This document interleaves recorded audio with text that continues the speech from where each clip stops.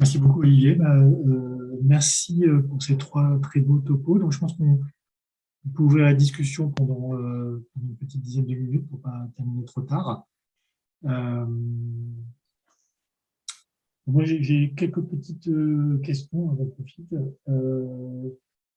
Donc, finalement, Hélène, en fait, vous changez complètement de vision. C'est qu'à mon époque, comme on dit, finalement, le diarrhée cérébral en S7, vous ne la refaisiez pas systématiquement parce que si les patients n'étaient pas symptomatiques, vous estimez qu'il y avait des nouvelles lésions, peu importe, en fait. Et donc là, c'est un gros changement, si j'ai bien compris. Et donc, ça c'est récent. Qu'est-ce que vous en faites? Vous changez de traitement quand le diarrhée bouge? Alors, oui, c'est vrai. Alors, on devait être à la fac en même temps, David. Donc, à l'époque, il faut bien voir que les critères de sclérose en plaques qui utilisent l'IRM datent de 2000. Alors, 2000, on n'était plus à la fac déjà, David. Non, c'est Tu vrai. vois? Donc, avant 2000, c'était les critères de 1983. Il y a un gap entre les deux. Et pendant ce gap, on s'est aperçu qu'il n'y avait pas de sclérose en plaques sans plaques, en fait. Hein, c'est-à-dire que quand on faisait une IRM à quelqu'un qui avait une sclérose en plaques, non seulement il y avait des lésions qui expliquaient ces symptômes, mais il y avait aussi plein d'autres lésions, cette fameuse dissémination spatiale. Et quand on répétait les IRM, alors que le patient ne parlait pas cliniquement, on s'aperçoit que les lésions s'accumulent. Et donc, on utilise dès 2000 l'IRM pour à la fois la dissémination spatiale, mais également temporelle. Et entre 2000 et 2017, ces critères de dissémination temporelle vont s'accélérer, utiliser des IRM avec des intervalles plus rapprochés, parce qu'on s'aperçoit qu'on est en retard en clinique, que si on attend que le patient s'exprime cliniquement, on laisse passer des vagues et des vagues de lésions. Donc, en effet, l'IRM est beaucoup plus sensible que la clinique, va être en avance et va démontrer qu'on a certains marqueurs en début de maladie qui sont prédictifs d'autres poussées et d'une dégradation physique au long cours. Aujourd'hui, en effet, lorsqu'un patient est traité en début de maladie, eh bien, et ça depuis 2013, il y a la notion de cette activité inflammatoire et de cette notion de fenêtre thérapeutique. Tu sais, tout à l'heure, j'ai montré que si on n'agissait pas tôt, c'était trop tard presque. Donc, la fenêtre thérapeutique, elle est courte. Et donc, aujourd'hui, cette douzaine de molécules qu'on a à disposition, elle a pour but, enfin, on doit être réactif. On peut faire de l'escalade, démarrer par un traitement qu'on appelait avant de première intention et qu'on appellera aujourd'hui d'efficacité modérée et monter petit à petit en fonction du suivi clinique IRM. Mais le but de l'IRM qu'on va faire aujourd'hui, au moins annuellement, ça va être d'être réactif. Le patient est stable cliniquement, c'est-à-dire pas de poussée, pas de progression du handicap et l'IRM est stable, alors on continue. Et encore, on a un peu mieux. Tu vois, Olivier a dit qu'on voyait que sur du conventionnel que de l'inflammatoire. On ne voit pas tout ce qui est dégénératif aussi. Si l'IRM bouge alors que cliniquement il ne bouge pas, on a la possibilité aujourd'hui dans une indication de monter en termes d'agressivité anti-inflammatoire. Donc en effet, la surveillance IRM est très importante. Et aujourd'hui, en concept même, et dont on n'a pas parlé, il y a ce fameux syndrome radiologiquement isolé. C'est-à-dire que tu as mal à la tête, tu as eu un trauma crânien, on te fait une IRM, il n'y a rien qui soit lié à ton mal de tête. Par contre, on découvre des lésions de sclérose en plaques. Et aujourd'hui, on est en train de réfléchir à savoir si la sclérose en plaques peut démarrer avant toute clinique palpable, perceptible. Alors, donc ça, c'est une discussion qui date d'il y a une dizaine d'années, mais en effet, aujourd'hui, on traite les IRM une fois que le diagnostic est posé. C'est un peu J'avais une loin, autre, c'est un peu dur, mais c'est un peu ça. ouais. Après, j'avais une autre question pour toi concernant les facteurs de risque, vitamine D, EBV. Alors, vitamine D, j'étais un peu surpris enfin, pas surpris, enfin, intéressé euh, que, que ce soit un angle important de réflexion parce que il y a eu un gros buzz, enfin nous sur la maladie auto-immune, hein, il y a eu un gros buzz sur la vitamine D il y a quelques années, on a l'impression que c'était vraiment l'alpha et l'oméga et en fait, on s'est aperçu que c'était pas si clair que ça et en fait, toutes les études de supplémentation n'ont jamais montré finalement d'effet. Alors, ma question c'était pourquoi là, vous continuez à parler de la vitamine D? Il y a un rationnel, je dirais, physiopathologique qui fait que plus que dans d'autres maladies auto-immunes, ce serait dans la sclérose en plaques qu'il y aurait un intérêt. Et puis, tu as montré que la supplémentation, finalement, ne jouait pas trop. Donc, Non. c'est quoi, pourquoi vous focussez encore dessus? Voilà. Alors, on focus, tu as raison, pourquoi on focus toujours, statistiquement, ça ne fait pas partie du tout des paramètres les plus robustes, mais on cherche toujours un algorithme qui permettrait de détailler la mécanistique initiatrice, si tu veux. Alors, tu as raison. Et aujourd'hui, d'ailleurs, est-ce qu'on doit supplémenter?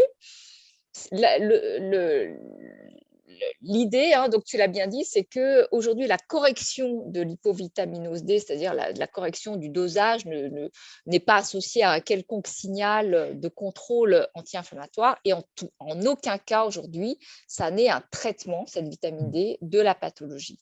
Alors, il y a toujours ce paramètre statistique d'Acherio qui dit que les patients qui ne sont pas en vitaminose D ont moins de risques de faire une sclérose en plaques. Donc, les patients ont tendance à avoir facilement de la vitamine D parce que ça n'a pas de grand danger, mais sur quel concept ça repose? Sur pas grand-chose. Donc, j'ai pas forcément de… Alors, pourquoi est-ce qu'on en parle toujours? C'est parce que on essaye d'expliquer encore ce gradient pôle-équateur, j'imagine, mais qui est masqué pas uniquement par le soleil, mais simplement par des phénomènes environnementaux qui sont socio-économiques sur les théories d'hygiène et pas seulement sur la vitamine D. Moi, j'ai une dernière question sur l'EBV, parce que comme tu dis, c'est quand même été un gros buzz, cet article dans Science. Et moi, ma question, c'est, ça fait un petit peu le pendant de la présentation de Lennart. Il y a des gens qui continuent à travailler dessus, c'est-à-dire en fait,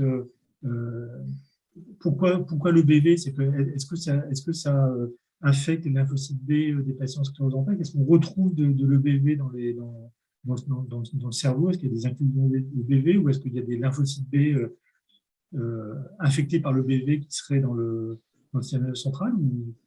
Je vais te laisser répondre, Lennart, peut-être. Oui. Donc, l'EBV, le papier en Science, c'est un papier en Science. Comment dire? Comme Hélène dit, l'EBV, l'histoire de l'EBV avec le sclérose en plaques, mais l'arthrite, avec le thyroiditis, comment dire? Même Marc Bonneville en France, à Nantes, a crié qu'il avait trouvé le facteur environnemental pour la réponse auto-immune dans le rheumatoid arthritis. Tout ça, comment dire? C'est des anciennes histoires. La corrélation, il est réel. Le timing de Science, en fait, le grand réservation de plupart de neuroimmunologistes sur l'EBV dans la sclérose en plaques, moi comprise, c'est qu'il n'y avait pas de temporalité entre l'apparition de EBV et l'induction de la sclérose en plaques. Et le papier en Science, il rajoute ça. Parmi ces millions de militaires, il y en avait 35 qui étaient EBV séronégatifs au début. Et le moment dans lequel ils ont développé une sclérose en plaques, il y a eu 0 conversion, ils ont EBV positif. Et un des mécanismes, et ça c'est un papier qui est sorti en Nature juste après, c'est qu'il y a cross-réactivité entre EPNA1 et un antigène astroglial. Donc ça c'est un des mécanismes. Autrement dit, maintenant le shift, c'était où avant on voyait ça comme un facteur environnement général, à la limite comme le tabac et autres, et on ne savait pas trop en faire avec le BV. Maintenant, il faut raisonner beaucoup plus sur une intégration mécanistique de l'EBV vers l'imposition de la sclérose en plaques. Et là, ça ouvre plusieurs mécanismes. Un, c'est donc le cross-réactivité, et ça, c'est cette idée derrière les anticorps anti-EPNA1. EBV, comme tu dis, David, c'est spécifique pour les B. Il exprime plusieurs protéines qui peuvent modifier la biologie des B, LMP1, LMP2. LMP1, c'est un phosphorylated surrogate de CD40, donc ça ramène à une activation de B. Et donc, derrière ces spéculations, il y a donc cross-réactivité qui peut être un mécanisme d'action, mais également, et ça c'est un peu l'esprit derrière le 4MBL qu'on a aussi, il y a peut-être avec l'EBV un changement de la biologie des B qui amène à un B plus activé, que intégrer dans une réponse auto-immune inflammatoire chronique peut d'un coup devenir beaucoup plus central. Et pour rajouter à cette spéculation, dans une souris transgénique où on introduit le LMP1 phosphorylé, donc le protéine de l'EBV qui active potentiellement le B, une des molécules qui est uprégulée, c'est le 4BL. Autrement dit, cette idée que l'EBV n'est peut-être au-delà d'une cross-réactivité, donc l'initiateur de maladie, c'est peut-être aussi un composant qui peut contribuer à cette chronicité inflammatoire et cette difficulté de retrouver un équilibre, une homéostasie. Et après, c'est vrai que le BV, c'est un sujet qui est toujours très complexe. Sur ce qu'on observe, nous, c'est que, comme tu dis, Hélène, il y a quand même 80-90% des personnes qui sont exposées à l'EBV. Et la plupart, en fait, c'est complètement asymptomatique, d'ailleurs. Et puis, certains vont faire des réactions gravissimes avec une activation de cellules immunitaires, une grosse activation macrophagique, etc. Et c'est vrai qu'il y a quand même des grosses susceptibilités génétiques pour expliquer la réponse à l'EBV qui est très, très différente entre les différentes personnes. Peut-être c'est ça aussi qui explique le fait qu'on retrouve une influence qui est peut-être que sur un petit sous-groupe de patients, et puis l'immense majorité, heureusement, ne fait pas, comme tu dis, de sclérose en plaques. Sinon, on serait un peu mal, parce que c'est vrai que s'il y avait 90% de sclérose en plaques dans la population générale, ce serait un peu compliqué. Ok, est-ce qu'il y a des questions pour Hélène avant qu'on passe à Lénart? Non. Lénart, merci beaucoup. Moi, j'avais une question, en fait, qui était essentiellement là, sur les lymphocytes 4BL que tu décris. Ce qui m'a interpellé, c'est que tu les décris comme étant fortement producteurs de TNF. Et donc, ça m'a fait penser, donc, c'est vrai que le TNF jouerait un rôle physiopathologique dans la CEP. Et alors, comment est-ce qu'on explique à ce moment-là le rôle un peu plus délétère des anti-TNF, par exemple? Comment est-ce qu'on relie un peu les deux, quoi? C'est ça. Donc, le TNF, en fait, il y a l'histoire de deux récepteurs TNF, le récepteur 1 et 2. Et donc, ça, c'est, comment dire, justement dit. Autrement dit, d'autres maladies inflammatoires, comme le rheumatoid arthritis, maladie IBD, le traitement de anti-TNF améliore l'état des patients. Dans le sclérose en plaques, c'est l'opposé. En fait, la beauté de cette observation-là, ça s'est initié donc de recherches plus fondamentales par rapport au rôle de TNF dans le CNS. Et en effet, l'oligodendrocyte utilise le TNF-alpha comme growth factor. Donc, si tu neutralises le TNF, en fait, tu as une mortalité d'oligodendrocyte due à ça. Donc, ça rajoute à cette ambiguïté d'anti-TNF dans la sclérose en plaques. Sinon, il y a d'autres papiers, une fois que tu es plus fine dans le ciblage des récepteurs, donc tu ne neutralises plus le TNF-alpha, mais le récepteur de TNF-alpha exprimé sur les oligodendrocytes est différent de celle qui est exprimée sur le Treg, par exemple. Et si tu veux augmenter la fonctionnalité de Treg dans le contexte de sclérose en plaques, tu peux cibler ces récepteurs, mais cette fois-ci avec TNF-alpha lui-même, pour booster l'efficacité de Treg et imposer une activité de l'immunorégulation, même dans la maladie existante ou établie. Et j'ai une autre question aussi sur parce que ça, c'est quand même incroyable, sur la glycosylation des immunoglobulines anti-MOG.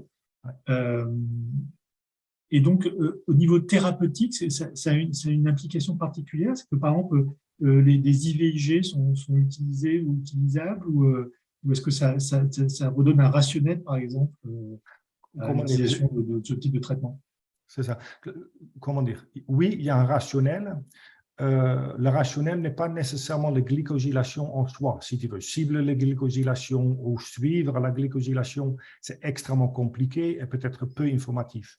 Par contre, de manière plus pragmatique, de le lier à l'augmentation de l'affinité de domaine FC pour le CD16, là, le CD16 devient un point d'ancrage pour des stratégies thérapeutiques et peut-être mesurer l'affinité relative des anticorps anti-MOG pour le CD16, ça peut être une stratégie de biomarqueur qui est plus accessible que de systématiquement purifier les anticorps anti-MOG et les passer au mass spec, quoi.